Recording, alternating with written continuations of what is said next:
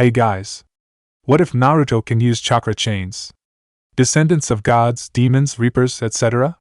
Nope, sometimes you just have that one person who is born as an anomaly of power that can't be traced through their heritage.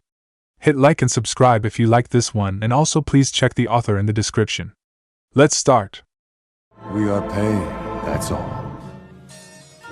We are God.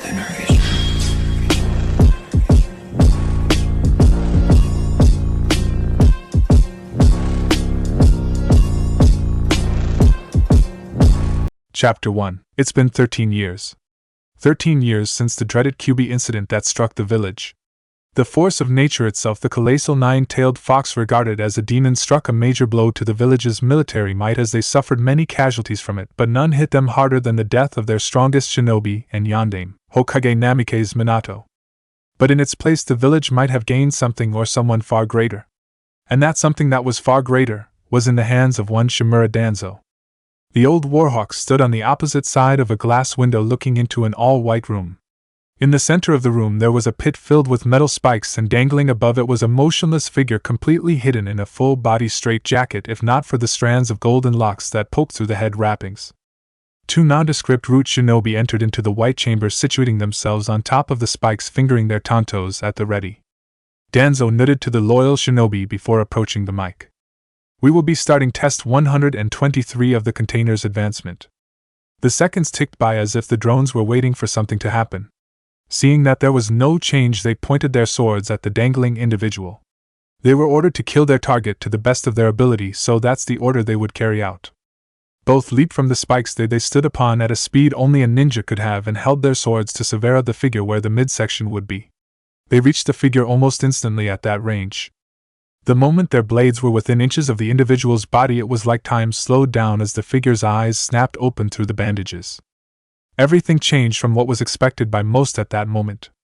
There was the sounds of various noises, screams, metal clashing, and finally crunching noise. All the while Danzo watched expressionless, though his eyes start to twitch, flinching when the window suddenly became coated in a spray of red from the bodily fluids of one of the unfortunate soldiers, or maybe even both of them. Another failure. Crash! One of the large metal spikes broke through the window and traveled to embed itself in the wall behind Danzo. Danzo Ajizan, that's not very nice. You started another test while I was sleeping. The boy was sitting up on the side of the metal spike with his body still restrained except for his legs. The shocking detail would be those blue eyes of his that had a glow about them that betrayed the boy's innocent demeanor. The other shocking detail would be that not a speck of blood could be seen upon the boy's body, yet inside the room was a massacre that only took less than a minute to be created.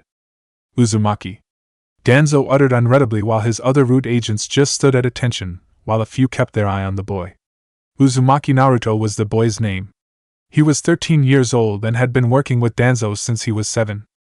The boy should have been a mindless weapon of his, but he was just too willful and unpredictable, along with the fact they had a certain agreement in place. 6 years ago. Are you here to help me or hurt me like everyone else? Danzo stood in front of a small boy who was dressed in nothing but rags and was holding a bloodied metal rod of sorts. He was covered in a few cuts and bruises along his arms and cheek, however one would say he came off lucky. There were a few civilians around him and a couple shinobi, and none were still breathing, some not even in one piece anymore. The boy looked tired and looked to have a wild look in his big yet exhausted blue eyes. The boy, despite the situation, gave off so much life that it was both eerie and inspiring. I mean you no harm, boy. I simply wish to make you strong so that you need not fear what might happen in your lonely nights. The boy twitched and gained a look of hope for long enough for Danzo to catch.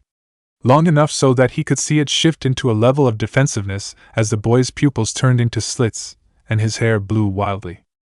I've been on my own long enough and betrayed enough to know when someone wants to use me. The ground under him started to shake and crack as small tremors were sent through them from the one hand he had flat to the ground. Danzo looked unperturbed despite being slightly unnerved by the boy and his overly aware response in general. I won't like, as it is indeed my intention to turn you into a weapon. The old man said that I should forgive everyone even after what they've done to me. Everyone has it out for me, and I feel like it has something to do with this. The boy pulled his shirt up and showed a seal show up on his stomach, though it was fuzzy and flickered in and out like static, oddly enough. Danzo's eyes widened slightly at seeing the boy even away of the seal. The boy grinned widely at seeing the man surprised. I'm a kid, but I'm not stupid. You were on the old man's old team, right? You know what this seal is all about, don't you? Is that why you are here? You come at a moment when I'm weak to give me an off? You probably also waited till I should enough promise? Danzo started to discreetly pump Chakra into his other eye in preparation. This boy was too smart for his own good. There was no way he would be able to harmlessly convince the child this time. The boy stood straight and pointed the rod dead at Danzo. Hold on, you don't have to use any jutsu on me, you haven't even heard my answer yet. Danzo almost visibly stumbled at getting called out. He could sense my use of chakra? If he was more knowledgeable, then he might have even been able to figure out that existence of my recently acquired Sharingan. What is it, boy? He pouted at Danzo's tone. My name is Uzumaki Naruto, not Boy Datebail. I'll become this village's weapon if on the deal that you explain what this thing on my stomach is and that you give me some kind of compensation, whether it's food or money, so I can live better. Danzo thought it over, believing it was simple enough, but frowned. That's a simple trade-off, but I can just as easily destroy your mind and make you a loyal drone of mine by force. Naruto looked downtrodden hearing that before his expression showed furious backbone as he looked back up at Danzo and stood strong, sliding into a more offensive posture. Fine, then just try to control me. I promise it won't be easy for you. I'm all alone, so I have nothing left to lose. If I can't even decide my future, I might as well die now. He snarled as his fangs sharpened. Danzo couldn't believe his eyes when an almost invisible doom of energy formed around Naruto, and the traces of a chain made of chakra started to emerge out of his neck. This boy is like a caged animal, and he can even has the potential of the fabled chains of the Uzumaki apparently? Investing in this boy could definitely be a boon. Fair enough. Naruto blinked as he lost his threatening presence. Huh! I will give you a safe haven. But I will break you down and gauge your limits and break your body down, and if your mind breaks, you will be controlled by me. However, if you make it to graduation age, I will allow you to become a shinobi of the leaf. Of course, you will continue to attend the academy to keep Sarutobi unaware. Naruto looked at him with his big blue eyes holding traces of hope, suspicion, and loneliness. Someone was willing to work with him. Deal. Of the numerous tests, the boy passed all of them one way or another. The boy was a prodigy, and even had a semi-passive bloodline that he believed was unique to him alone, along with the Uzumaki chakra chains. A Kekkei Jasho of a literally magnitude. The failure was on my part. The graduation exams are in a few days. Be sure that you attend them so that I know at least some of these efforts weren't for naught. Naruto smiled at him happily as he watched him go. He closed his eyes and let out a deep breath before cracking his neck to the side sharply, and through pure power the straitjacket was torn apart as he forced it off him with his arms and strength. This will be fun. I can be me now. Chapter 2. The day had finally come, as it was that time of year again for the next wave of possible genin hopefuls. The classroom filled with civilian and academy students. It was a time of peace, and so there was no need for any of the students to graduate early that could, so everyone who was in the class pretty much knew each other for at least a couple years, but in most cases much longer than that.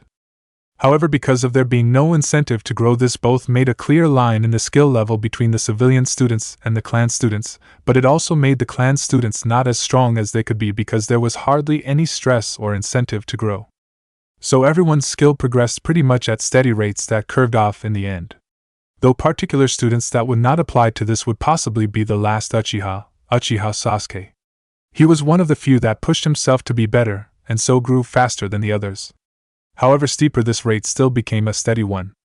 With his drive so clouded with anger and revenge, along with the fact that he's on his own and can only teach himself so much, his potential was also stagnated. Revenge can be a powerful driving force to make one stronger, but he didn't even know who or where to direct it correctly. The rest of the actual shinobi children, it was harder to gauge their potential for the most part, as they either hadn't shown enough drive or were too socially closed off to measure. Some, however, were so socially open that it made them an eyesore. I'm sitting next to Sasuke-kun forehead. The blonde Yamanaka heir. She was a pretty one for sure and had a thing for fashion.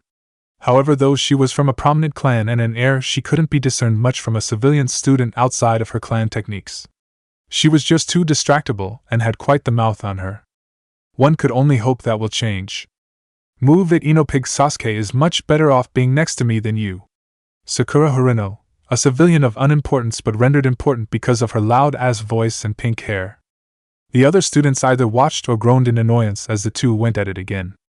The sound of a stack of books hitting the desk echoed through the cloud as Irika's eyebrow twitched in irritation. "You two be quiet and sit down." They flinched in fear as Irika's head grew to a comically large size for a second, as if to emphasize his irritation. He looked around to see the classroom die done, and nodded with a smile only to notice another student wasn't present. Has anyone seen Naruto?" The door slid open as a figure walked in slowly.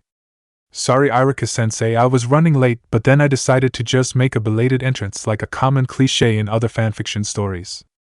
"A cliché in what? Wait, Naruto?"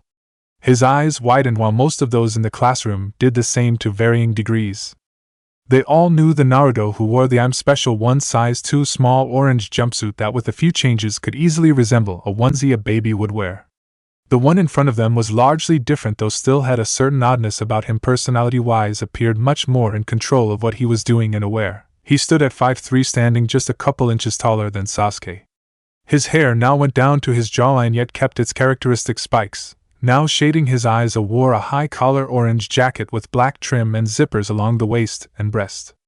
For pants he wore black jogger-type pants that narrowed at his ankles into his black shinobi sandals. Some of the girls blushed as not only did he look good in his clothes, but he actually looked a little older and a lot more attractive in general. "Naruto?" "Yes, that's me."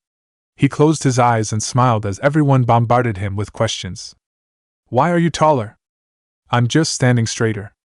"Why is your face and voice a little more mature now?" "I'm going through puberty." "Since when?" "Last night." "Why is your hair like that?" "I finally washed it." "But it's like several inches longer?" "I know, right?" Naruto obliviously responded in a happy tone, causing several to grow frustrated. Seeing that they wasted enough time, Irika coughed into his hand. "Alright, Naruto, it's great to see you can perform the henge. That saves time. Now please go to your seat so we can get through the rest of class." He tilted his head in confusion. "But Irika-sensei, this isn't a henge." He turned to the sides and a poof of smoke erupted before the old Naruto they were familiar with, who was shorter, was seen. "My old appearance has been a henge for the past 6 months, I guess?" 6 months? They were all shocked, and not all of them believed them. Irika believed him but was dumbfounded as to how he didn't notice. "Since I'm already here, I can do the other jutsu tests as well." Naruto turned back into his current self as smoke dispersed again. He put his hands together in the ram sign, and strained a bit as a vein on his temple bulged. Irika let out a breath as it looked like even with the changes Naruto's growth as a ninja hadn't really changed. "Henge." Irika was pleasantly surprised when there were 4 puffs of smoke and now there were 5 Narutos standing in front of him. The forms of 4 of them wavered for a second for a reason he wasn't sure, but that quickly vanished, and they were from then on indistinguishable. "Great job, Naruto. You must have worked hard before you could barely even make 1 clone, let alone the necessary 2. Naruto rubbed the back of his head and laughed as the clones dispelled, fading out of existence, getting Irika's attention again. Yeah, this is still pretty hard for me to do because of my chakra after everything I've done." "What about his chakra?" "Not the amount of it isn't the problem. Is it the demon?" "Well, then the last ninjutsu for the test was the Kawarimi, right?" Irika nodded and Naruto got a sneaky look in his eyes. He put his hands in his pockets and fell back. When he was at a 45 degrees angle with the ground, there was a pop of smoke and a yelp of surprise before Sasuke appeared in his place, falling to the ground. Everyone's head snapped back to see in Sasuke's seat was Naruto with his feet propped up on the desk. "Chee, I figured since the best went first that Sasuke can go now." He was met with glares from a few, primarily Sasuke and Sakura, and looks of astonishment from a number of others. He struggled a bit to prefer the clone technique but still formed more than the necessary amount, and was able to perform the other 2 jutsu seamlessly. And if I looked right, then his eyes were also closed when he did the substitution, and he switched with a living body, which is a whole nother level of difficulty that many jonin can't even do. In the jutsu category alone, I think even with the 1 issue it's still worth above a perfect score. After that, the rest of the class proceeded with their own portions of the ninjutsu test, which only served to turn Naruto back into a social pariah, but in a different way. Seeing the believed dead last perform the test so easily urged the rest of the class to one-up him, only for them all to ultimately fail, creating a wave of clout to their pride and self-esteem. Though a few weren't bothered by it. The only one who was able to successfully match Naruto was Sasuke in the clone jutsu, as he was able to create the same amount though with some slight straining for a different reason. He was able to do the other jutsu flawlessly but not without seals. But Naruto had already expected that. It did catch his eye, however, that the Hyuga heir could do a transformation without seals, and both Shino and Ino along with Sasuke were able to bring the substitution jutsu down to one seal, though with varying degrees of difficulty. He suspected that with Hinata's heritage that she may have been able to do the same if her self-esteem lasted enough to try, as she did it before she did the substitution. So really the only objects of potential strength he saw in the class overall were the Uchiha and the Hyuga for the specific category. Naruto held up his headband and let it dangle from his hand as he stared at it curiously, letting catch the light. He passed and was a major upset to the rest of the class. They expected he would boast and brag about it too, but what further confused some of them was the fact that he just looked on in interest as if it didn't really matter to him either way. His grades prior were almost completely trash. In fact, he was actually failing. His performance on the tests today were the complete opposite, however. He had over a perfect score on the ninjutsu portion. He earned an above perfect score on the physical tests as well and a high grade on the written tests. He also scored perfect on the projectile test, even though he somehow accidentally threw some of the kunai were flaws and rough marks throughout all that he did, but the things he succeeded in he far outpaced the majority of the rest of the class to where it didn't even matter. Iruka was congratulating them while also reading off their team names. Naruto leaned back in his chair as he had a feeling where he would be placed based on his scores. He had been failing the class. He only passed because of his performance in the test, so he was still the dead last. Team 7 will consist of Harino Sakura, Uchiha Sasuke, and Uzumaki Naruto. You will be led by Hatake Kakashi. Oh, Kakashi? Old man talked about him a few times. He tied his headband around his neck before leaning back and going to sleep. What can I find to eat? I could get ramen or I could hunt something. Now that I'm a ninja I can do either, and what's best is I have no curfew. Too bad old man Danzo had work to do tonight. Naruto walked through the words and found a small clearing with a stone in the middle of it. Deciding to eat later, he went and sat down on the stone looking up at the night sky. This is the start of when the rest of the world knows who I am. I might not have gotten this far the way that I am if it wasn't for the old man's help. Gigi helped too, but he's always busy with his Hokage duties. I bet everyone was surprised to see how I really am. I can't wait to see their faces when they see what I can really do. He sat up and crossed his legs while holding out his palm to look at. My peers will learn one way or another of what I contain. I guess it's about time for me to finally greet my tenant. He closed his eyes and went into a meditative state while still being subconsciously aware of the life around him. Centering his mind and lowering his breathing, meditating was something he had gotten used to over the years and was something he could do with ease.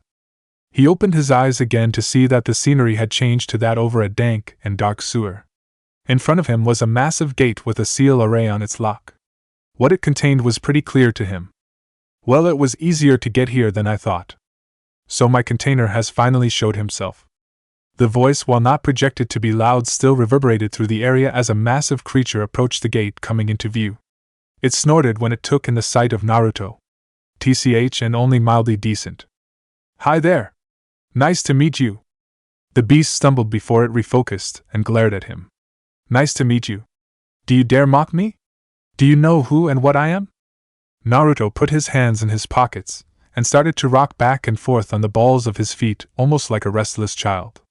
But you are supposed to greet new people, right? That's how you make friends. Doesn't matter if you are human, animal, or demon. Raised and treated as the latter two more so than the first one, it makes no difference to me. So I say again. Nice to meet you, Kyubi. Naruto shrugged, honestly showing how little it mattered to him, though his gaze matured and sharpened when he said that last bit. The demon fox actually looked guilty for a split second before looking slightly irritated. And just why, might I ask, would I ever want to be friends with the dirty Nigen? Naruto stared at the scowling fox for several seconds. He then continued to do so for even longer, to the point that the fox actually shifted and started to feel slightly self-conscious. Why are you dash? Are you male or female or some other third thing? Some other third thing? Annoyed, the giant fox shouted at him. I am genderless. Why is that even important? I am a beast of chakra given consciousness dash. Now you're female. Wah dash. The fox's voice died as Naruto just dismissed the beast. Did you just assume my dash? Yeah, you are definitely a girl.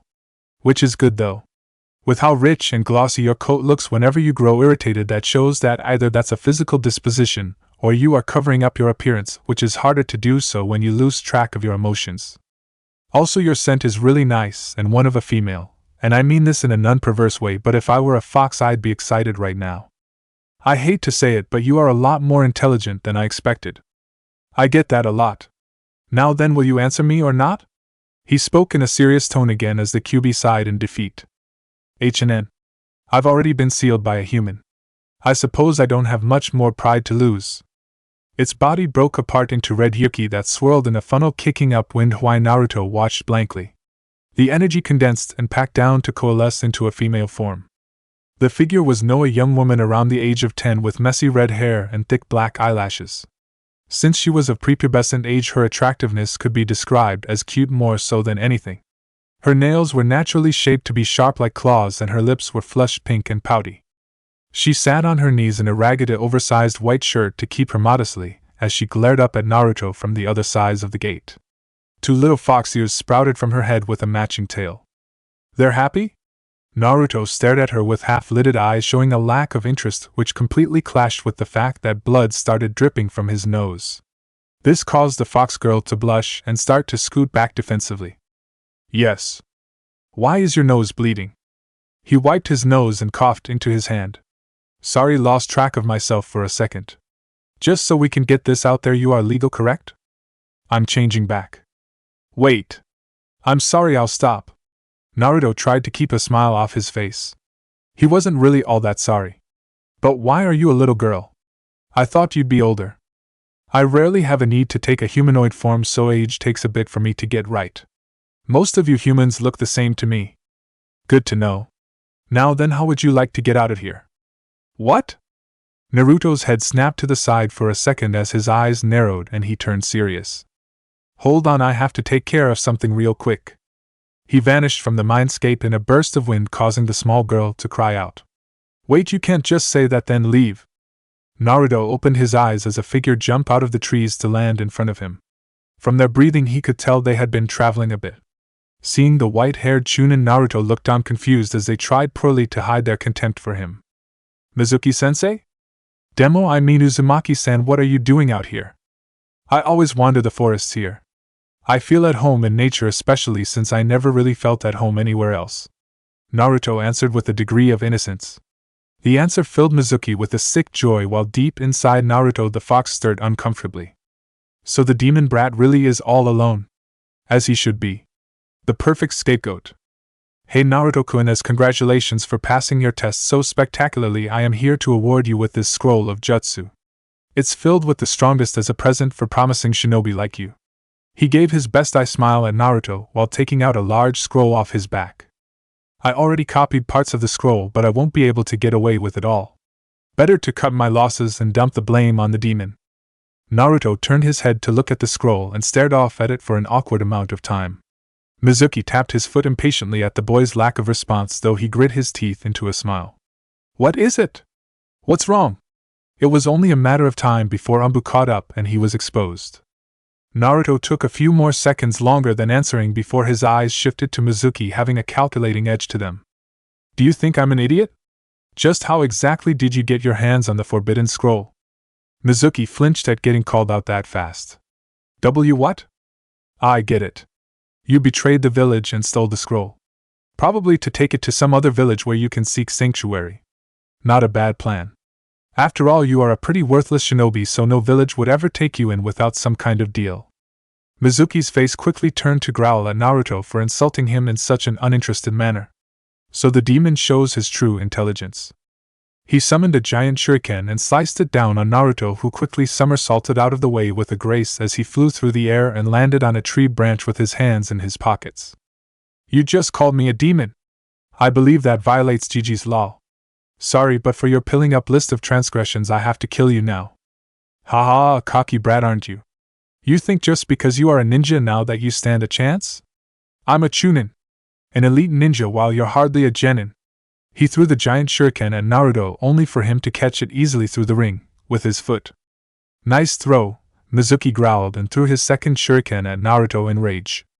Don't mock me, you demon trash! Naruto snapped his leg down, flinging the shuriken back at the other one as they deflected off each other. Why do you keep calling me demon? I didn't even do anything to you. Don't play dumb. Do you really not know? Mizuki jumped up onto the branch at Naruto with a kunai out. Naruto leaned from side to side, dodging them with a tired level of skill. 14 years ago, the nine-tailed demon fox attacked the village and massacred many, even killing our Hokage. In order to beat the demon, it was sealed into a small child. You are that child.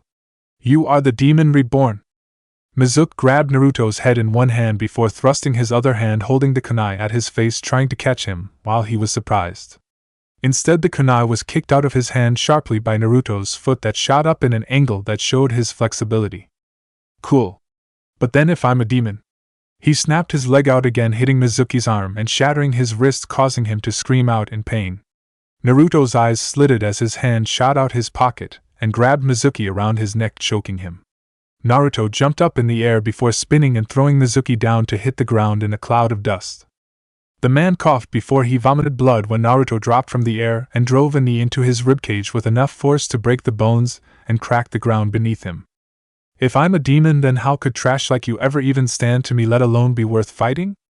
Gargling in his own blood, Mizuki spat at Naruto. Why, you monster! Naruto's head tilted as his face shadowed, and all that could be seen was two glowing slitted pupils bearing down on him. A monster? You might not be far off with that one. Naruto grabbed a hold of Mizuki's shirt and threw him smacking against the base of a tree. He tried to raise his guard, but fear overtook him as he heard a buzzing in his ear. Naruto slid across the ground at him at high speed, instantly on him in that short distance with his arm held out. Come back to life when you're worthy of killing. Naruto's hand zipped at Mizuki, and from a distance there was a small flash and an echo of a booming noise. So this is the Forbidden Scroll.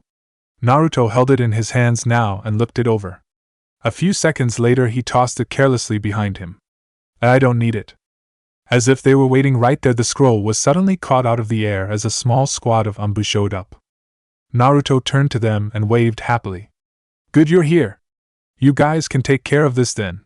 Naruto walked past them as they felt the urge to shiver. The battle zone before them resembled the brutal murder of a man by some rampaging beast. The lower half of Mizuki's body was still resting against the tree trunk. The upper half of his body, along with the rest of the tree, was blown clean away to scatter the grounds behind it.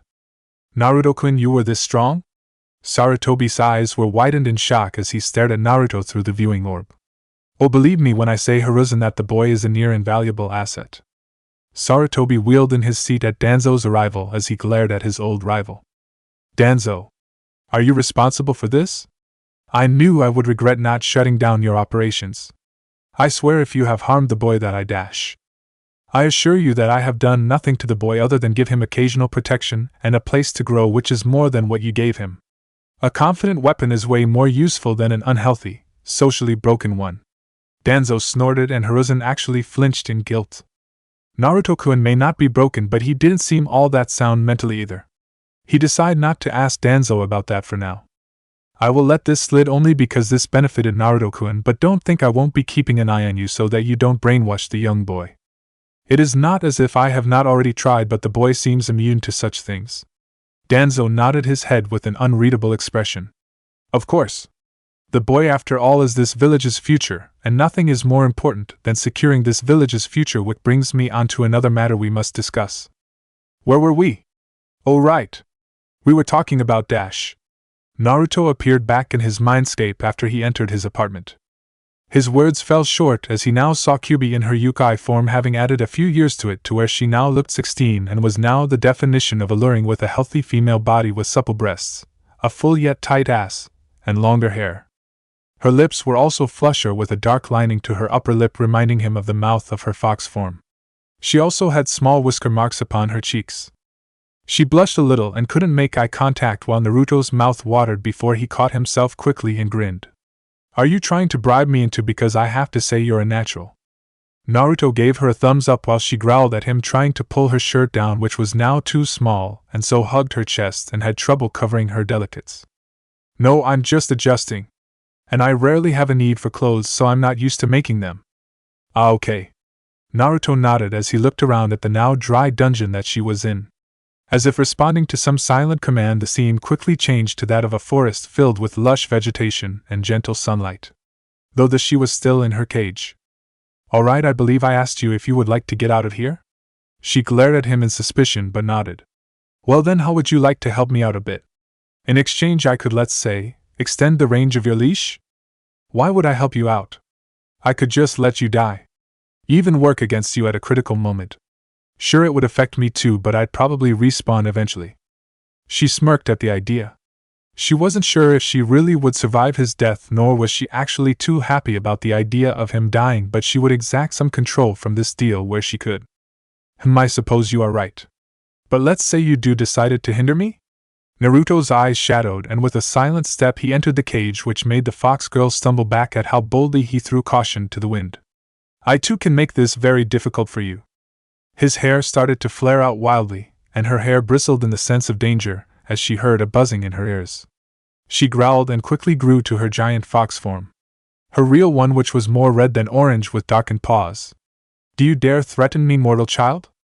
Suddenly a chain shot out the ground around her neck, tightly choking her and pulling her down to the ground with a crash. She yelped in surprise and saw Naruto standing right in front of her snout. "I'm not just threatening, I'm giving you a promise." Naruto's eyes slitted and bore down on her dangerously as an ethereal metal chain formed around his own neck, and he grinned wildly. The chain on her own neck glowed brightly before her bijou form was shattered, and she was instantly brought back down to a teenage girl.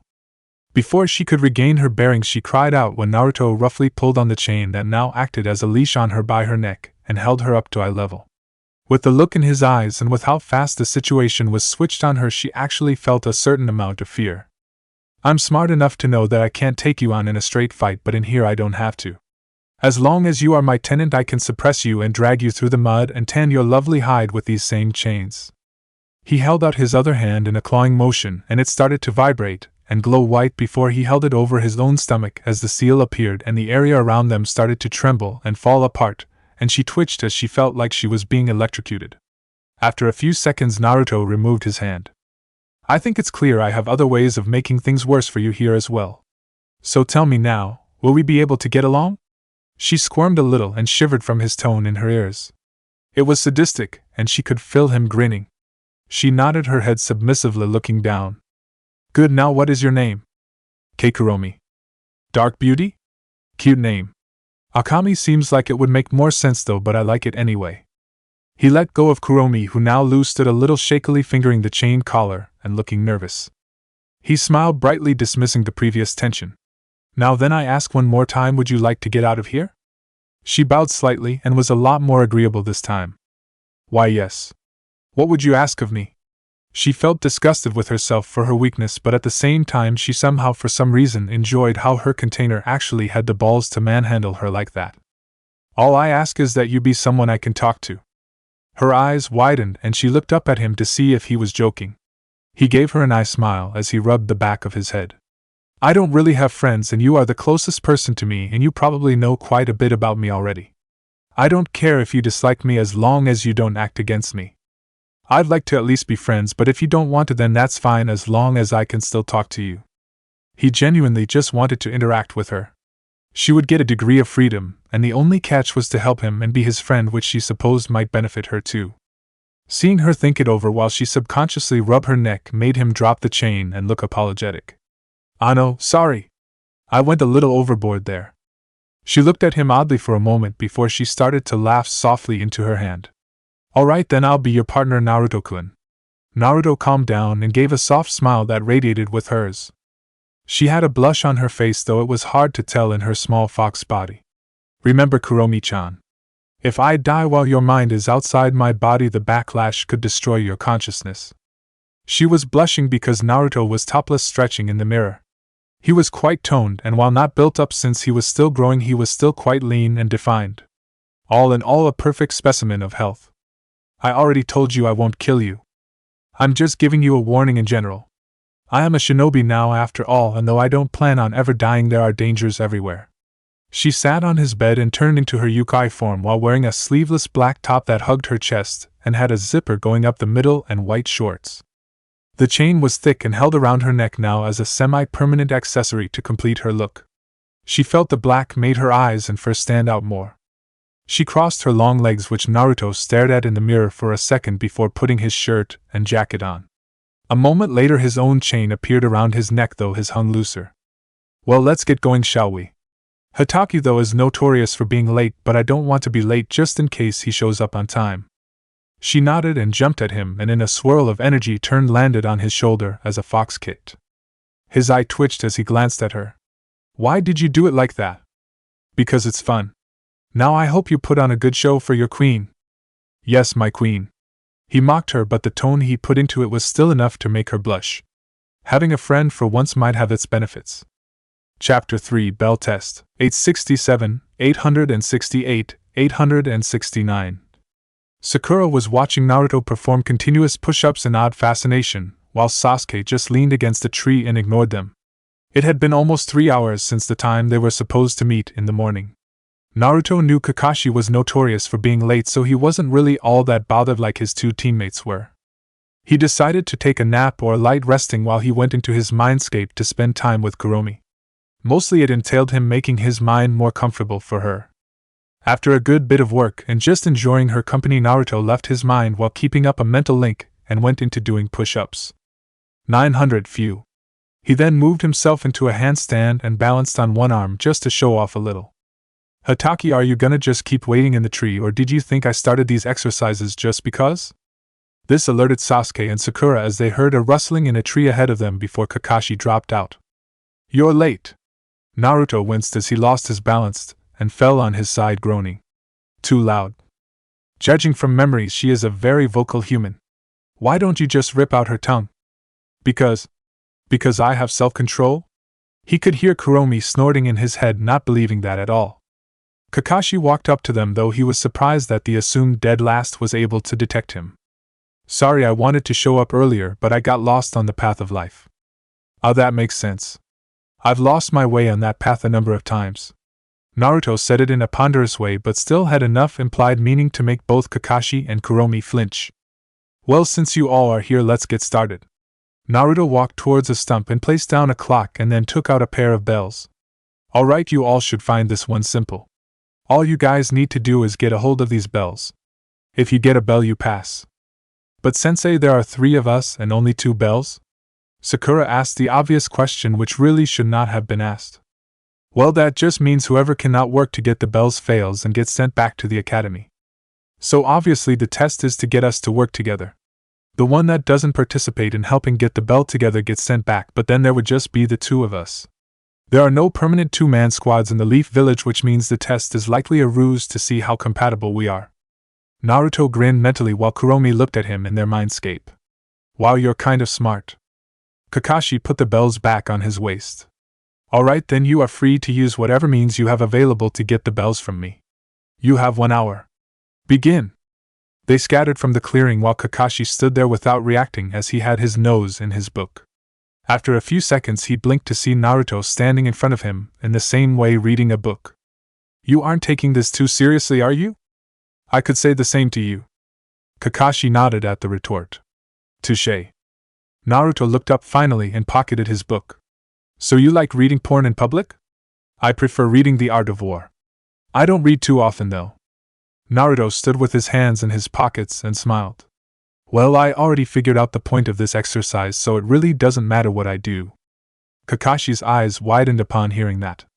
Already? This kid is supposed to be the dead last of the academy, isn't he? But that won't stop me from fighting you.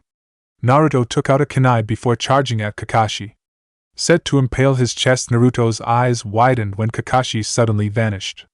The next moment his arm was held behind back with his own kunai pointed at his skull. It's not very wise to charge head-on at a shinobi like that who far exceeds your own skill level. Kakashi droned out in boredom. Naruto's shocked expression became a grin, and Kakashi's eyes widened slightly when his hand started to shake as Naruto's arm flexed and started to push back against Kakashi's hold. Maybe the worst place to be is close to me? Naruto clamped his teeth and his body bristled as he released a small shockwave that broke Kakashi's restraining hold and pushed him back a meter. What?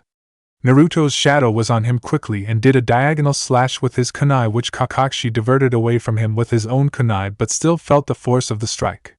Naruto spun on the balls of his feet and did a swift roundhouse kick to Kakashi's midsection that barely missed him. Naruto followed up with another one and another one, as each kick only missed him by a small margin as he continued to step back. Kakashi's hand shot forward and grabbed Naruto's foot before yanking him and slamming him back into the ground. Naruto's hands shot out as he caught himself into a handstand. Kakashi stabbed straight down at Naruto with a kunai in hand. A moment later, everyone's eyes widened in shock as Kakashi's body started to fall back when the same kunai was now seen embedded in his forehead through his headband. From up in the trees, Sakura and Sasuke's eyes were wide as it went like a blur to them. What? I didn't even see him move. The Kakashi poofed to show a stabbed log instead. Naruto stood up on his feet with his face shadowed, and they noted the air about him seemed different, as if the zone around him was filled with danger. Naruto's head turned discreetly as he searched for Kakashi. Left, right, behind, above. Where are you? A pair of hands shot out of the ground to grab his ankles, only for Naruto to stomp down the moment the ground broke. He grinned as the ground under him was crushed as light flashed through the ground for a second. Base. A grin spread on his shadowed face as the hands under him went limp and blood sprayed from the ground. Of course you're down below. A second later, the same Kakashi disappeared in a poof of smoke. A kunai suddenly was pressed against Naruto's neck as Kakashi stood behind him, watching him intently now. Well, you have my attention now, and apparently the ground is off limits when facing you, huh? What was that trick you used anyway? The air around Naruto suddenly lightened instantly as he gave a more light-mood grin. Actually, being near me in general is off limits, apparently. Kakashi flinched at that as he felt there was another meaning in those choice of words. He stumbled again when Naruto leaned to the side and stabbed himself on the kunai. He vanished in a puff of smoke that had the feel of a firecracker with its low pop as a jolt of vibrations went through the kunai and up his arm, forcing him to drop it on reflex as he held his hand from the tickling of his nerves. He can use shadow clones? What kind of shadow clone was that even? Sasuke had tried his own hand against Kakashi.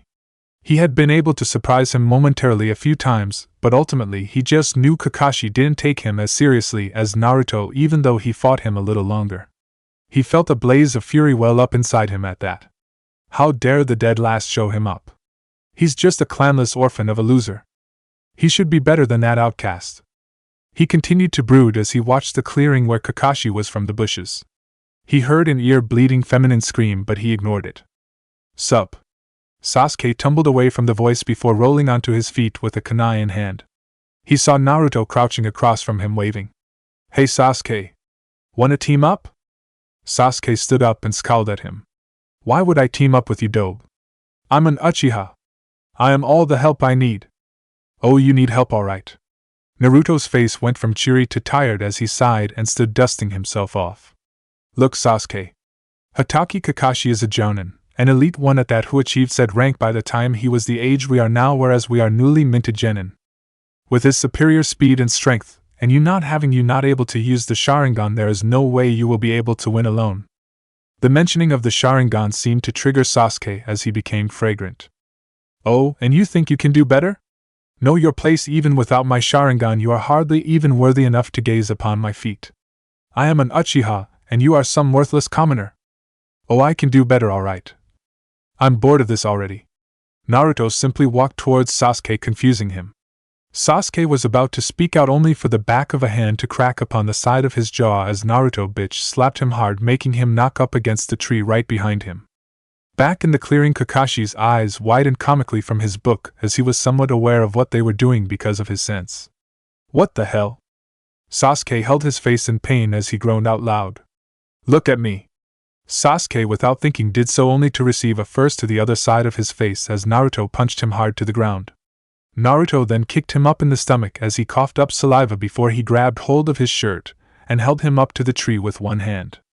Listen here, princess, I grew up on the streets. Don't think I'll let you run your mouth like that again when I try to be reasonable with you. Else I'll make you cry. Got it, duck-ass? Sasuke glared out of one eye at him in defiance. Naruto blinked at him, bored, before suddenly cocking his fist back, causing Sasuke to flinch. Naruto snorted as a smirk found its way on his face and he dropped Sasuke to the ground. That's what I thought. Several minutes passed before Kakashi saw any more action. Without warning, Naruto jumped out of the trees at him with an axe kick. The kid is back for another round. Kakashi pocketed his book and held his arms up to block. When the leg made contact, he gasped when the force of it made his legs shake as the ground under him cracked. Kakashi grabbed hold of the leg and threw him away. Suddenly a barrage of shuriken went through Naruto as he blew up in smoke and went straight for Kakashi. With hardened reflexes, Kakashi whipped out a kunai and deflected them all in rapid succession. He flinched a bit as upon making contact with each weapon a tremor from some kind of charge was sent up his arm. What kind of chakra is this? He turned around again to block Naruto, who had a kunai in his hand. Naruto pressed forward before Kakashi pushed him back, and they started to parry each other's kunai in rapid succession, causing sparks to fly. Naruto had a wild grin on his face as he grew progressively faster. Kakashi started to sweat lightly as he held Naruto off. This speed, if it keeps up, I'm going to need my Sharingan soon. Naruto suddenly leaped up with a downward slash, causing Kakashi to block upwards. Kakashi was startled when he saw Sasuke kicking the spot where Naruto had just been with a sweeping kick. The Jounin quickly stepped back while throwing Sasuke away and jumping to launch a kick right at the side of Naruto's face hard, all in a fraction of a second's time. Sasuke rolled onto his feet, while Naruto was sailing through the air away. Naruto twisted mid-air and touched the ground with his hands, performing a series of back handsprings. Naruto's fingers dug into the ground, leaving claw marks as he skidded back before dashing full speed at Kakashi, blurring enough to surprise him again. Naruto somersaulted forward with a double stomp at Kakashi's arms as he guarded, causing him to skid back a meter. You are very light and quick on your feet for a genin. Naruto's canines gleamed as he grinned widely as a trail of blood dripped from the corner of his mouth, showing that Kakashi's kick did in fact connect. Thanks. Been a while since someone scored a solid hit on me like that. Naruto pushed off, and a building of chakra could be felt along with the sound of hand seals. Kakashi was able to look behind Naruto to see Sasuke going through hand signs he was familiar with. Fire jutsu? A fresh genin should not have enough chakra enough for that. Kakashi then saw Sasuke's line of sight and saw it was on Naruto. Is he trying to kill him? I thought his positioning earlier was just a coincidence. His peripheral vision detected movement as his eyes shifted back to Naruto, only to be surprised once again upon seeing him mimicking Sasuke's hand seals a split second after him. Is he copying Sasuke's jutsu? But that's a Sharingan ability. He looked into Naruto's eyes, which gleamed with mischievous, and while his pupils were a bit narrowed, his eyes were otherwise unchanged. No, it's not the Sharingan, nor is he even facing Sasuke. Is he using the same seals simply by chance? Fire style, fireball jutsu. A giant ball of fire spewed from Sasuke's mouth towards them, head straight for Naruto's back. Right when it was about to hit Naruto, he jumped over Kakashi in a flip as he finished his hand signs. Kakashi ducked under the fireball as it went up ahead behind him where Naruto. Right when it was a meter from Naruto, his cheeks bulged before he let loose an instant shockwave from his mouth. Defying logic. The size of it was equal to the size of Sasuke's fireball, and the pressurized ball of vibrations had the effect of being augmented by Sasuke's fireball as it shot straight through it, turning Ito a bright ball of heated sonic force. Because of how close Kakashi was with him, only being a few meters away from Naruto, and his attack being much faster than Sasuke's anyway, he was hit full force with it near instantly. The ground where Kakashi was exploded in a small crater as his position went up in smoke. Naruto landed on his feet and put his hands in his pockets. Be crushed at the speed of sound. You two are starting to become a handful. A kunai was suddenly up against Naruto's neck as he felt a wave of deja vu. Kakashi wasn't taking this lightly anymore, as he had a serious narrowing in his eyes. Naruto let out a breath to the sky, not acting threatened at all. Where are your bells, sensei? Kakashi's eyes widened as he had actually forgotten about them momentarily, cursing himself for getting distracted. He looked down at his waist to see them gone. Hearing the jingle of said bells, Kakashi looked back at Naruto to see him glancing back at him with a grin and the pair of bells in hand. Keihi. The hour was now up and the entirety of Team 7 now stood in front of wooden posts. Sasuke was scowling a bit with a few scuffs and bruises on his face, and Naruto was rocking on his feet, seemingly oblivious. Kakashi also received a few scraps and had to discard his flak jacket after Naruto's last attack had made it unbearably hot and shattered. Sakura looked depressed as she hadn't done a very good job at all. Naruto, on the other hand, looked like nothing was wrong in the world. Kakashi after a few more moments spoke up. Well, I'm impressed. Sasuke, your skills are already high genin level at least, and Naruto, your skills far exceed what was recorded in the academy up until that last even got the bells. So what are you going to do with them now? Naruto shrugged and tossed a bell to both Sasuke and Sakura, surprising her. Well, Sasuke was great when it came to listening to my plan. And what was your plan? To kill me. Kakashi almost lost his footing upon hearing that. What? Naruto held out his hands and gained a dark and crazed look on his face. I knew that the chances of Sasuke willingly fighting with me from the start was very low, so I gave him some incentive. I knew that he would have little issue with trying to harm me, so I used that to my benefit. If Sasuke kept aiming for me or aiming for you through me, you would be concerned with what our goals were and grow distracted. I have a sensor-type ability where I can feel the disturbances in air and sound around me, so I can feel Sasuke's movements even without being able to see him, which makes it easy to avoid and also lets me know what hand signs he is using. Their eyes widened at that, as that was an incredible defensive sensory ability to have. Kakashi wondered where such an ability came from. If the boy used it right, it could serve as a counter to Byakugan and Sharingan users potentially. He was concerned with how willing Sasuke went with such a plan though. But then why, when you used the same hand seals, did you use a different jutsu? Naruto chuckled and scratched his head at the question. That actually is just my version of it. See, I have a problem with my chakra in that I have trouble separating it into different basic natures, but at the same time my chakra passively isn't normal. It's basically like disturbed chakra, as it's audible and shakes a lot. Hard to control and hard to grab hold of to separate. Kakashi was surprised, as that likely meant the boy had a bloodline, though the control issues could be a problem. Well, then I'll note that for later. Why did you give a bell to Sakura though? Surely she didn't help out in your little plan at all? Sakura flinched and looked down at her feet. Naruto simply tilted his head and blinked confused. What are you talking about? Of course she helped. She was able to distract you long enough to where I could form my plan with Sasuke without you being aware of half of it. If she never fell prey to your genjutsu, that wouldn't have happened. Sakura's eyes widened, as did Kakashi's, though for a different reason, as he felt his blood chill a bit. He knew Naruto was lying, but it was also saving face for his teammates. It was likely he just manipulated the situation so that Sakura could benefit as well without her knowing, but that wasn't what bothered him. What put him on edge was the fact that Naruto somehow was aware of the jutsu he used on Sakura even though he was nowhere around at the time. It raised the question as to whether Naruto had some kind of stealth talent he didn't know about and was able to stalk him without him knowing, or that his apparently sensory abilities' range extended far further than he had assumed. Yep, so anyway, Sakura helps, so she gets a bell. Kakashi just decided to chuckle, waving off the information for later. Well then, so those two pass, but now you fail and have to go back to the academy. PSSH, you and I both know I'm not going back. You told us those who got the bells would pass. Well, I already got the bell, so I gave it to them so they could pass. Besides, the bells weren't the main objective anyway. You wanted to see if we could work as a team. I'd say my decision at least shows there is hope. His two teammates looked confused, whereas Kakashi beamed happily. That's right, the goal of this exercise was teamwork. Thereafter our number 2 or 3 man official cells in Konoha, so if one of you failed, you likely all would have been sent back. I'm under the firm belief that those who abandon the mission are trash, but those who abandon their friends are worse than trash, so if you can't even work with your teammates, then I have no problems with failing you all. You guys didn't do great altogether, but you did do good enough for me to pass you. He glanced specifically at Naruto when he said that. Who?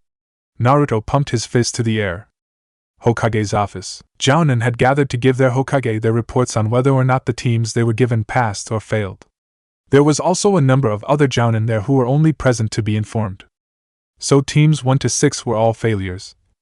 The Jounin in charge of them, some looked abashed. Sarutobi, the Sandaime Hokage of the village, sighed tiredly at that. Tot was already about 60% of the teams. He knew that there was about a 66% fail rate, but more passed in older generations, and the curriculum was harder back then. An eye-catching Jounin with long wavy black hair and a tight dress that looked like it was formed out of bandages somehow stepped up. Jounin Yuhi Kurenai, reporting that teammate has all are a bit rough around the edges and all have strong character flaws, but together they could potentially mend well. I hope to make them into a prime tracking team. And how experienced was Kurenai even at tracking? It always bothered me how a genjutsu specialist could train a tracking team. A man a few years older with a scruffy beard and a lit cigarette stepped up to the side of her. Jounin Sarutobi Asuma. Team 10 passed. Ino is a bit bossy, but otherwise I didn't have any big problems out of my team. Sarutobi nodded at his son with a smile. So it sounds like we might have 2 promising teams, at least hopefully. Team 9 is still in circulation. Hopefully Kakashi can be here soon with his own report. TCH probably another failure. I kind of feel bad for whatever team he was given. Asuma took a drag of his cigarette, getting a glare from Kurenai. Many Jounin in the room sighed in agreement. Kakashi was notorious for being too hard on genin hopefuls. Danzo, who was standing to the side of Sarutobi, which put many of them on edge, but seeing their Hokage not bothered by it didn't say anything, kept silent. The door just then opened to see Kakashi walk in without his flak jacket, and his clothes frayed. The hell happened to you? Asuma blinked when Kakashi came to stand up to the side of him. Kakashi simply turned his head at him tiredly before giving an eye smile and directing his attention back to their Hokage, who looked at him in interest. Hataki Kakashi reporting in. Team 7 has some real issues.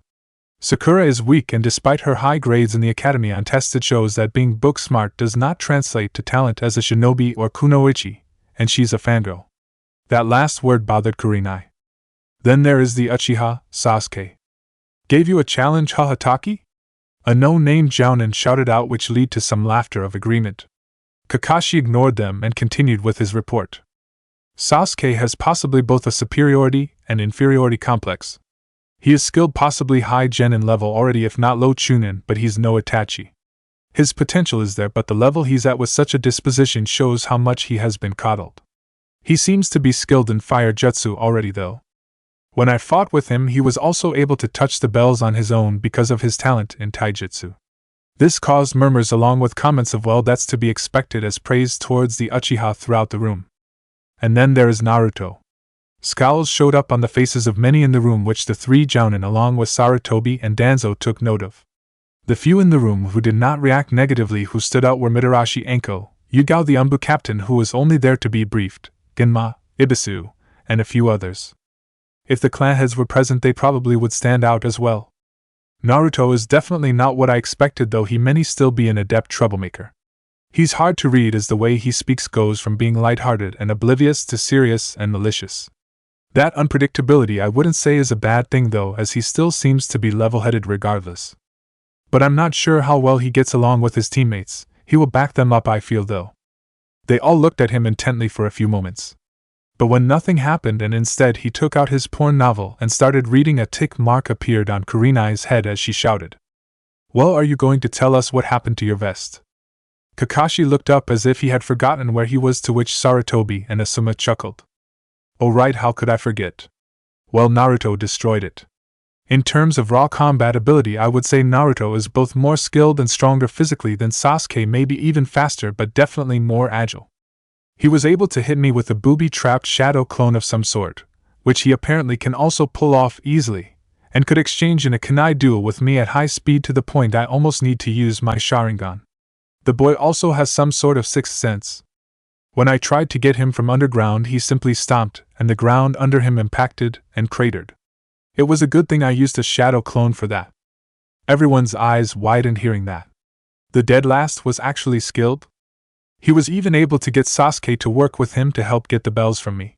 Though how he did it was basically physically beating Sasuke into submission via repeated punches to the body and face, I believe. People didn't know how to react to that, as that was just so unexpected. Enko and Asuma, however, just started laughing to themselves. Well, he and Sasuke fought me. Naruto showed a recklessness for his own life, as he basically told Sasuke to do what he could against me, even if that meant going through him. But that might not have been a terrible plan, as it distracted me for his safety, and Naruto apparently has a talent as a sensory nin. He apparently has an ability to feel all the vibrations and movement in air around him to avoid danger. Also, the boy may have a special ability, or maybe even a bloodline, because with the uniqueness of his jutsu along with the sensory ability I mentioned, it all seems to be related to sound, possibly more. What happened to my vest was basically the result of Naruto expelling a shockwave from his mouth at almost point-blank range that was enhanced by a fireball jutsu. Its speed was very fast and destroyed my vest and could have injured me a great deal. Its range probably isn't great, and it appears to have some defensive applications because earlier in the fight when I tried to land a kunai on him he somehow instantly reflected it back at me with an almost imperceptible but instinctive pulse that sent the kunai back at my skull. Once again it was a good thing that I could substitute on reflex. Sarutobi resisted the urge to look back at Danzo as he could feel a wave of indifferent smugness on his back. So Danzo was right about Naruto-kun being more than he appeared. I have to make sure he didn't sink his claws in him though.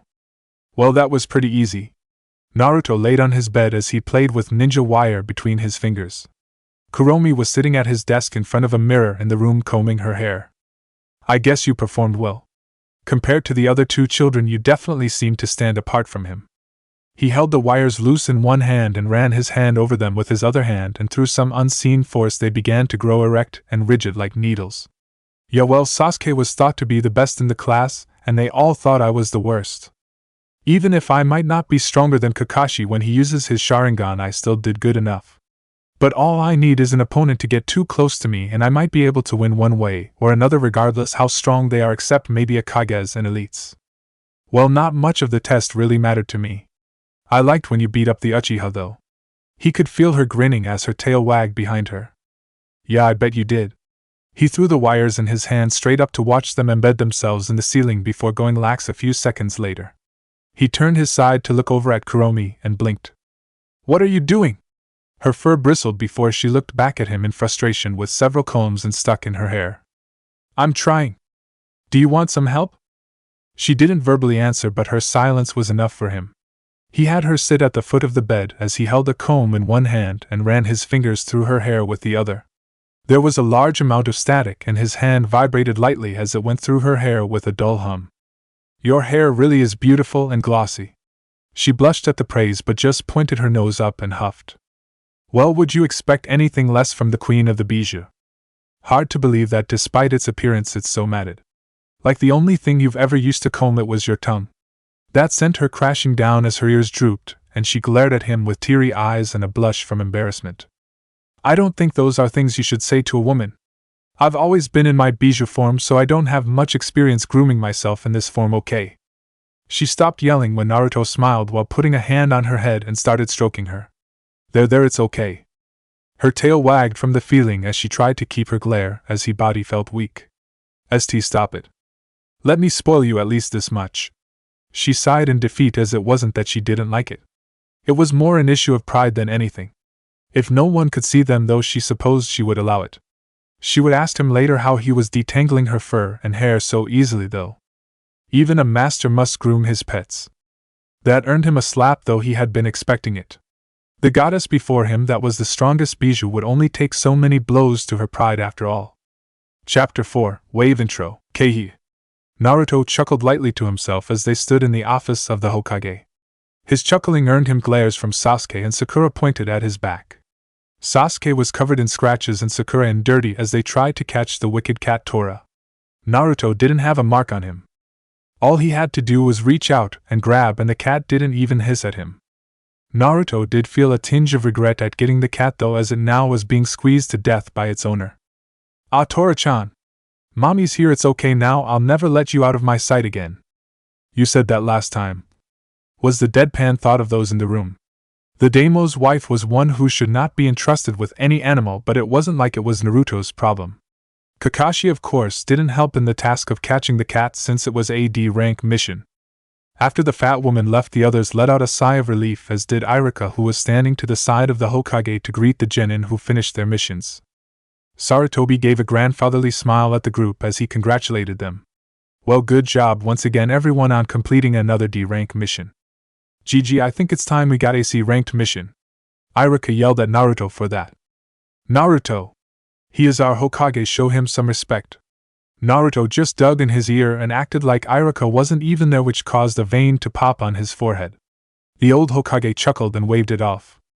HMHMHM, it is perfectly alright. Well, Kakashi-kun, what do you think? Are your genin ready for a C-rank mission? Kakashi looked over at his students to get a read off of them. Sasuke perked up ever so slightly, showing he was eager for the prospect of finally having a real mission. Sakura looked unsure of herself as she stood silently. He knew that if Sasuke went, then she would fall in as well. Fangirl mentality after all.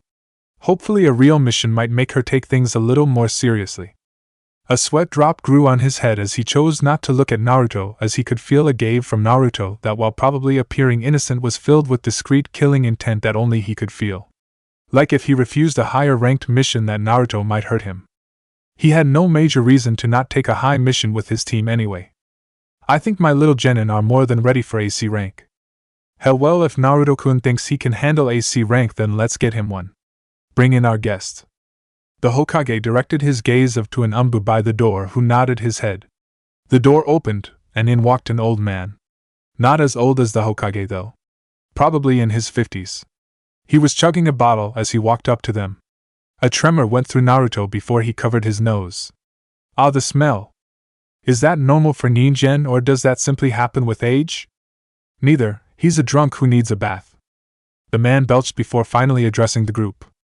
So I got a bunch of kids? One looks useless, the other pigeon-toed with a duck ass for hair. I'd say the blonde looks alright, but he looks like he's about to keel over. Sakura's confidence was hurt, while Sasuke subconsciously touched the back of his head.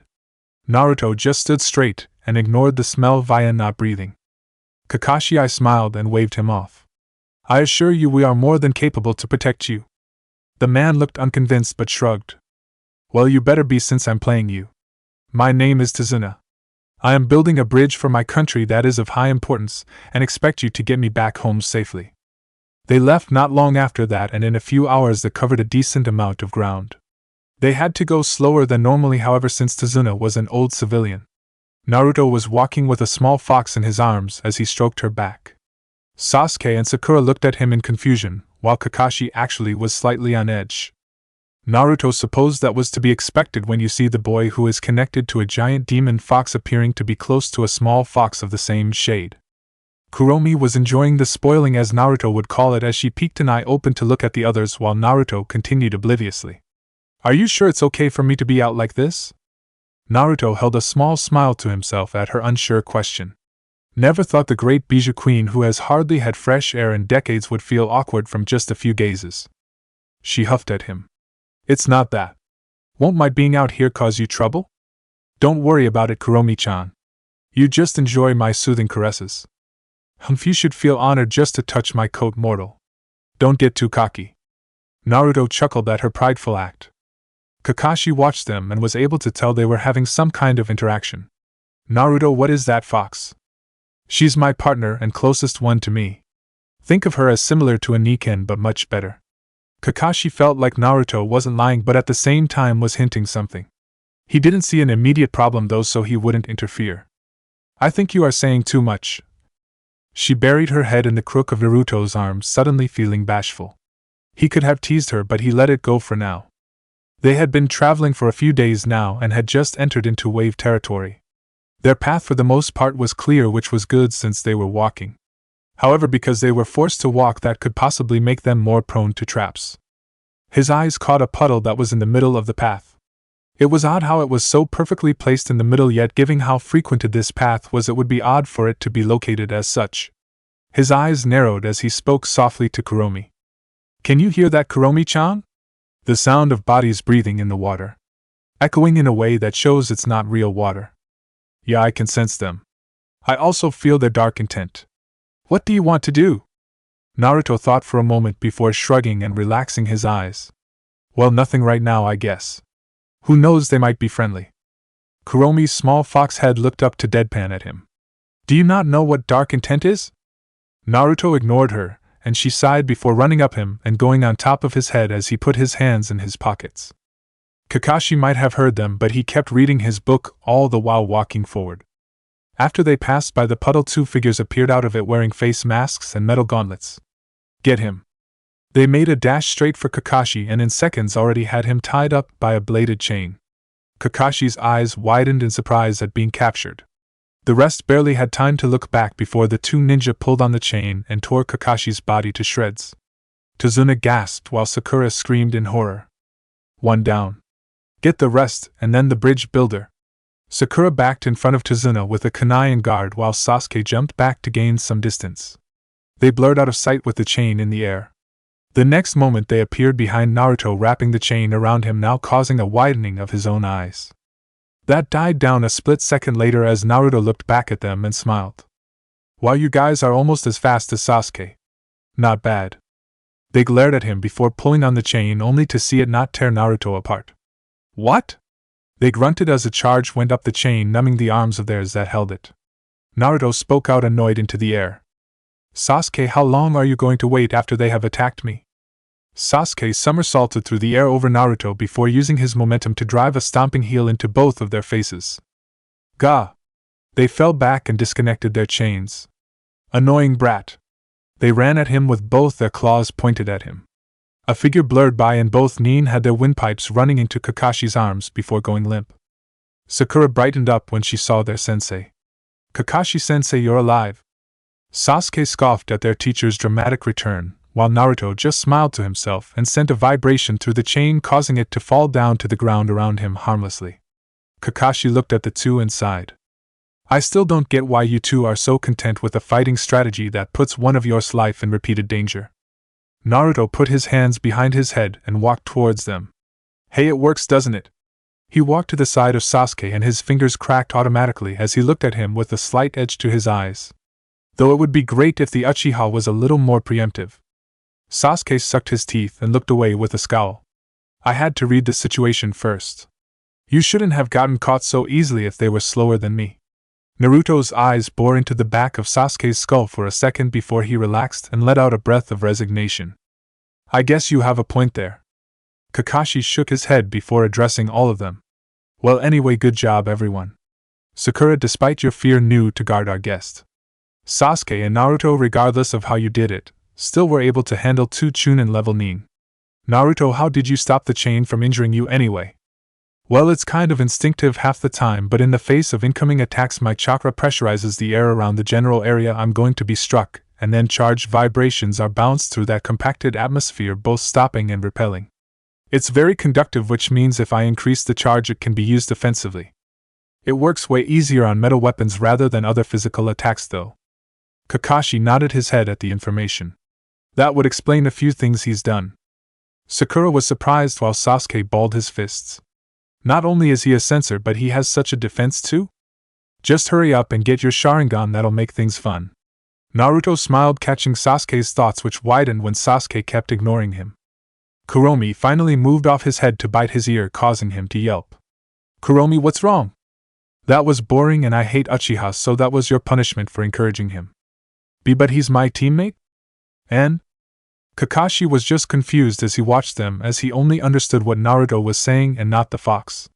He turned towards Tazuna, who looked nervous and spoke in a serious tone. Tazuna, those two were Chunin from the Mist Village, the Demon Brothers. Kuromi scoffed at such a name, causing Naruto to snicker at her. They knew you were the bridge builder and aimed to target you. We believed that this was a simple escort mission and maybe we would have to protect you from a few bandits. The fact that there are actual ninja after you could potentially elevate the rank of this mission and put my team at risk. Tazuna sweated at being caught before just coming out and telling them the problem. He told them about Gato and his town, and how resources were scarce, and those that they had were being drained. Well, this is definitely a B-rank mission now, at least. Kakashi stroked his chin, thinking about what the course of action should be. I say we keep going. This is my first mission outside of the mission. I won't be too happy to have it go on record that my first real mission ended in retreat. Naruto shrugged. Well, that's how you feel, but what about the others? Kakashi looked at his other two genin to see their responses. Sasuke nodded as well in agreement. As much as I hate to admit it, I agree with the dope. I as an Uchiha can't afford to have such a mark on my record either, so I say let's continue. Sakura was the only one who looked unsure of herself but agreed because everyone, mainly Sasuke, did. Kakashi clapped his hands. Well, I guess today is your lucky day, Tazuna. They had gotten much further into wave after riding a boat to where the landscape had gradually changed. Now the air was more humid and a thin mist started to build. Naruto started to become slightly jittery, which made Kuromi look at him in concern and gained Kakashi's attention. Naruto, what's wrong? Just not used to this. His eyes darted around as the mist slowly thickened. I've gotten used to my sixth sense, and the environment I use it in. You know how I sense through air and vibrations? Well, sound is basically vibrations moving through the air to be perceived by the ear. Sound moves 4 to 6 times fast through liquid. The air here is a much higher water content than back in the land of fire. My sense expands out similar to a sphere from my body. It's still going out normally, but where it hits the moisture in those areas, my sense speeds up and expands. It causes it to fizzle about like static and is kind of dizzying. And what makes it worse is the mist is getting thicker, which will make it harder to. Wait. This mist feels thicker than normal water particles. This is someone's chakra. Kakashi's eyes widened near the end of that, and as Naruto finished, a whirling noise came at them. Everyone get down! They all dove down with Kakashi tackling Tazuna. Naruto ducked down in a crouch as a giant sword flew across above him where his head had been. It went on to embed itself in a tree in front of them as a tall man appeared standing on its hilt. Kakashi stood up, as did the others, as he locked eyes with the shinobi. So now we have to deal with Rogue Mist Nin Momoichi Zabuza. Naruto stood up with his arms drooping as he sweated lightly with a grin on his face. So he's a rogue Nin, huh? That means if he's killed by us, there will be minimal to no political fallout with the village he is native to. Well, yes, but dash. Ho ho ho. So even the great copycat Kakashi knows of me. That kid of yours has some spunk, I give him that, but he looks like he's about to pass out. Kakashi glanced back at Naruto to see him sweating with a slight quiver. Shit, what's going on? Everyone just stay back and protect the bridge builder. I'll handle this, but I'll have to use my Sharingan. He lifted up his headband, showing the red eye. Sakura's eyes widened in surprise while Sasuke was shocked. Why does he have that eye? Oh, I get the Sharingan right off the back? I guess this means you won't just give up the bridge builder and be done with it. Sorry, but no can do. Kakashi took out a kunai and tightened it in his grip. Though his lower face was covered in bandages, they could feel Zabuza smirk. Well, looks like I can get some more enjoyment out of this then before I kill you all. Zabuza pulled the sword out of the tree before vanishing from sight. Hidden Mist Jutsu. As the voice intoned, the mist around them thickened rapidly until they had near zero visibility. Pretty soon the mist made it so they couldn't even see Kakashi, who was a few meters in front of them. Tazuna was fearing for his life as the genin guarded him. Sasuke's eyes darted around trying to spot any danger. Sakura had worry present in her voice upon feeling the unease. Who is this guy? There are 8 points. A chill went down their spine upon hearing Zabuza's voice. Naruto shook slightly as a cold sweat covered him. He's an A-rank jonin. Larynx, spine, lungs, liver, jugular, subclavian artery, kidneys, heart. All ways to kill you.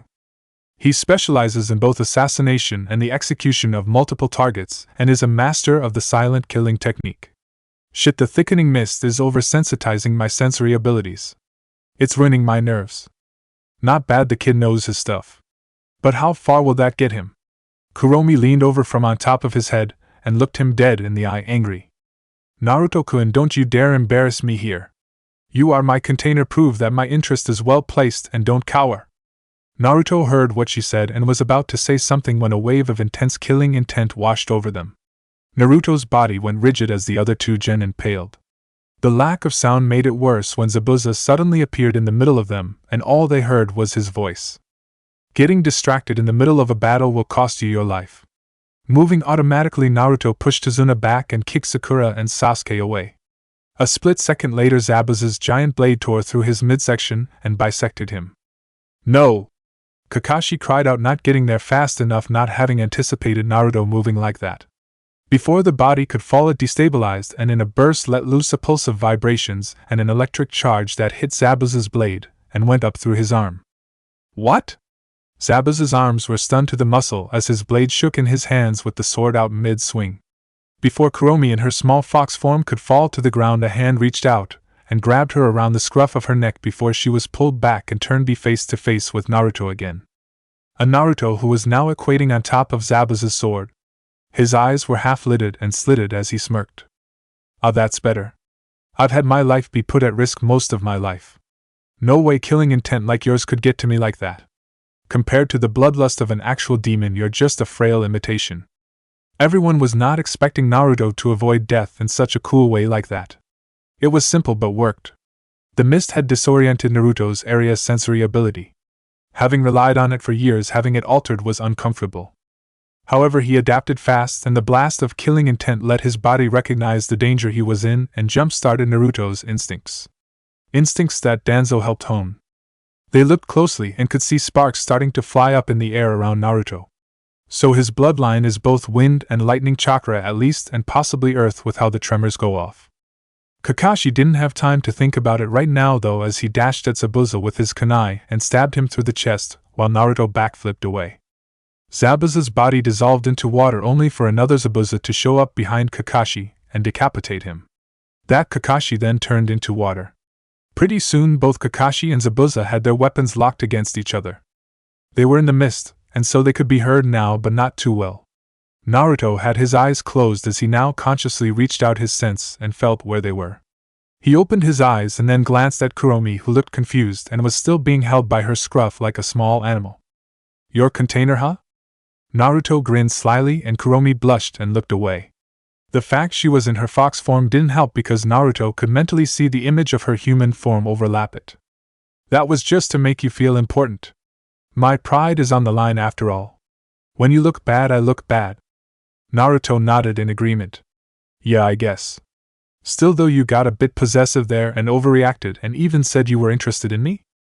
Well, you are an interesting human being? I don't think that's what you meant. At all." Kuromi disappeared in a puff of smoke to hide inside of him, which just caused him to chuckle. "Cute." He looked back at Kakashi to see them going at it. "I can't believe Kuromi-chan actually thought I was cowering. Guess I'll have to show her." He walked up to his teammates and to Zuna, who looked at him before focusing back at where Kakashi was fighting. "So do I get any ratings for that performance?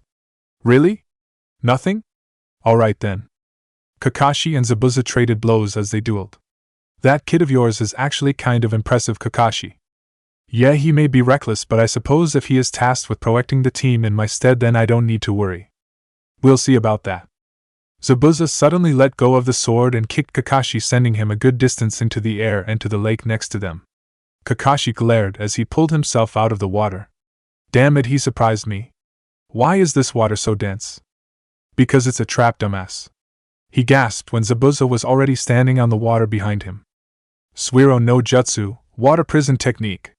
Kakashi was submerged in a sphere of water and was quickly rendered of the ability to move. "Shit, I got sloppy.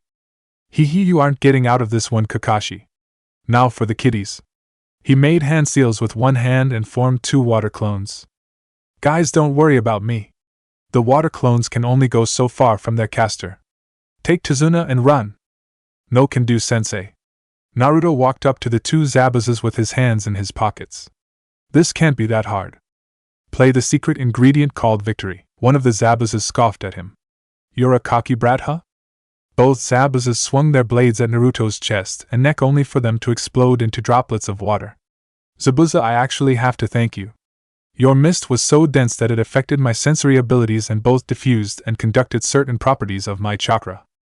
Thanks to that, I am able to finally separate my lightning chakra out separately from my bloodline. So really, using water constructs against me wouldn't be the smartest thing right now." Naruto was one who was beginning to be seen as extraordinary in their eyes. "Sasuke, you ready?" Naruto took out a giant collapsible shuriken and tossed it to Sasuke. He looked at it confused. "A Fuma shuriken? You should know what to do with it." Sasuke rose an eyebrow before looking over at Zabuza. The nin's movement appears to be restricted by the jutsu he is using on Kakashi. He is still capable of doing one-handed seals for jutsu, but his mobility likely can't change. "Which means you're a marked target." Sasuke hurled the shuriken at Zabuza with all his strength as it zoomed over the water. "The kid has great aim, but don't think I'm an easy target." Zabuza jumped off the water without removing his hand from the prison, avoiding the giant shuriken. "Is that the best you kids got?" "PSSH, no." Naruto scoffed as he formed with his hands the bird's seal and then held them in the snake's seal at instant speed. "Don't have a name for this yet, so I'll just respond right back at Cha." He closed one eye and concentrated on his seal and chakra. There was the sound of buzzing and Zabuza looked back to see the shuriken slow in its travel before it hovered in place and shot back at him. "What?" It hummed straight for his waist again. Zabuza backflipped in place without ever removing his hand as it was skillfully dodged. The same childish trick won't work again.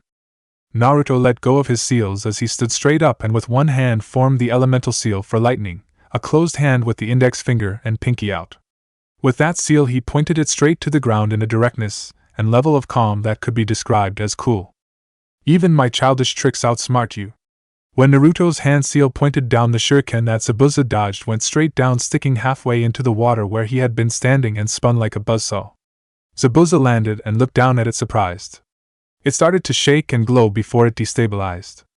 For a split second it took on the outline that was reminiscent of Naruto before it expanded in an electromagnetic bursted. VSSH. Ga! Zabuza's body seized up as it stunned him, and he let go of the water prison. Losing his balance, he fell down into the water. Kakashi gasped as he was now free of the prison and was crouched on top of the water. The others let out a sigh of relief while Sasuke smirked. Naruto put his hands behind his head and relaxed as he walked a step in the edge of the lake. Well, that was fun. Not that hard though, clearly Rouge Nin just aren't ready for me yet. You! The water erupted in front of Naruto, destroying the calm and alerting the others again as Zabuza had his sword held high with murder in his eye. He cleaved down to split Naruto in half. It's the braggarts that die early. Shush! Zabuza's eyes dilated as his blade was blocked by two palms holding it at the sides. The ground cracked under Naruto from the force of the swing. He looked up dead at Zabuza, blasting his own killing intent with finely slitted pupils. Sound travels 4 times faster in water. Zabuza pushed down harder as Naruto's arms shook and he grinned excitedly. A second later, Zabuza's eyes bulged as he gasped when something thick and metal hit him sideways in the midsection and he was knocked away. He skid back on the water holding his stomach. When he looked back at Naruto, he felt a chill to see a thick metal chain of chakra coming out of Naruto's backside and waving about. That chain? That's impossible. Boy, what is your name? Naruto thumbed his chest and relaxed again. His headband gleamed on his forehead. My name is Uzumaki Naruto. Konoha's ultimate weapon. And Uzumaki? There are still young ones around? Zabuza didn't have time to think about it much before Kakashi spoke up, standing in the water behind him. How pathetic to have a fresh genin outwit the great demon of the mist. Zabuza remembered he was there and scowled at him. Kakashi glanced over at Naruto, hiding his amazement. He is full of surprises. He formed a plan with Sasuke, quickly giving him the demon wind shuriken and threw it at Zabuza. By doing so, it diverted attention from him so that Zabuza was less likely to sense the chakra being used right away. Along with that, he made it seem like he gave Sasuke an actual shuriken when it was actually one of those disrupting shadow clones shaped into one. Then displayed how connected he was to his own chakra to be able to change the course of the projectile in mid-air, whether it was a clone or not. He has a careless personality, but that may also be part of a facade, as he purposefully stepped in the water to sense where Zabuza was at a higher rate before he attacked. But on top of that, he has those chains that I've only heard of. If they are what I think they are, then they have nothing to do with the fox, and I'll need to ask the Hokage some questions when we return. Zabuza started forming hand signs and grew uneasy when Kakashi imitated him simultaneously. Suiton, Suryuden no Jutsu. Both shinobi summoned giant water dragons from the lake to do battle against each other, only for it to end in a stalemate. Zabuza narrowed his eyes through the spray of water. Let's see how he handles this then. He started forming more hand seals for another jutsu, only to freeze up when he noticed Kakashi doing the exact same again. Damn you, stop dash! Copying you? Sorry, but I already know this jutsu. Kakashi finished the seals while Zabuza was distracted, all the while Naruto watched their every movement with rapt attention. Suiton, Daibakufu no Jutsu. Zabuza didn't have time to get away before a giant blast of water formed in front of Kakashi and shot straight at Zabuza, plunging him through the lack and almost drowning him as he was through against a tree. After the water receded back to the lake, Kakashi held out a kunai ready to end this. Naruto's hair bristled as he felt something and his head snapped to look to the side. A moment later, 2 Saban needles shot out the trees to hit Zabuza in his neck as he slumped over painless. The others went on guard again as a lone hunter Nin showed up. He held his hand up as feeling the unease. I mean you all no harm. Sorry to intrude, but I have been on Zabuza's trail. I suppose if that's the case, then since you killed him you have the bounty rights. Kakashi signed as he pocketed his kunai. The hunter thanked him, but their words fell short when Naruto walked up. His hands were still in his pockets and his posture relaxed, but the threat in his aura that he gave off caused the hunter to respond the same as tension built between them. Even if you were on his trail, this wasn't your battle. To interrupt only at the end like that and steal a man's prey. Well, that can be seen as flat-out disrespectful. Naruto looked at him critically as the hunter looked at him the same. Kakashi looked between the two curiously. He's the same age as Naruto, yet he's an elite assassin. Yet even though Naruto is outranked, they give of the same threat levels. Who is this kid? Even Kakashi wasn't sure which kid he was referring to at that moment. Naruto, stand down, it's fine. Naruto obeyed and lost his edge instantly as he turned on his heel and walked back to the others. The hunter nodded his head. Thank you, and once again I apologize for my rudeness. With that they shined away with Zabuza's body. Tazuna finally let out a breath now that the threat had passed. He had to admit those kids were definitely skilled, especially the blonde. Well, let's keep going. They continued walking and Naruto walked very close to him, causing him to raise an eyebrow. What are you, Dash? His legs gave out as he felt weak. Should I use too much chakra? Naruto held out his arm and was there to catch him on his shoulder easily. I could feel your weakened chakra levels. I was wondering when you would fall over. You really need to work on your stamina. Kakashi glared lightly at Naruto for the berating but was too weak to say anything about it. Naruto swung him around like limp luggage as he turned to Tazuna. Hey bridge builder, how much further is your place? I'm gonna need to drop Kakashi-sensei down somewhere so he can rest. You all are welcome to stay at my home. We have enough space and it shouldn't be much more than half an hour away from here. As they walked, Naruto heard the syrupy voice of his hot bijou queen in his head. You did good, container. Naruto mentally snorted as he felt the need to tease her. Don't you mean my container? Don't get ahead of yourself. You may be giving me a certain amount of freedom, but I can still make this a challenge for you. Her voice hardened as she gave off a sense of authority. The moment she said that, while he was walking with Kakashi, he suddenly showed up in his landscape in front of her, causing her to back up a step in surprise. He grinned with his canines as he leaned in and fingered the chain collar around her neck. Well, I do love a challenge. She blushed, bothered from the near contact and strong presence he gave off at that moment. You are my closest friend, so I'll address you closely, Kuromi-chan. He let go of her and turned around to stop messing with her.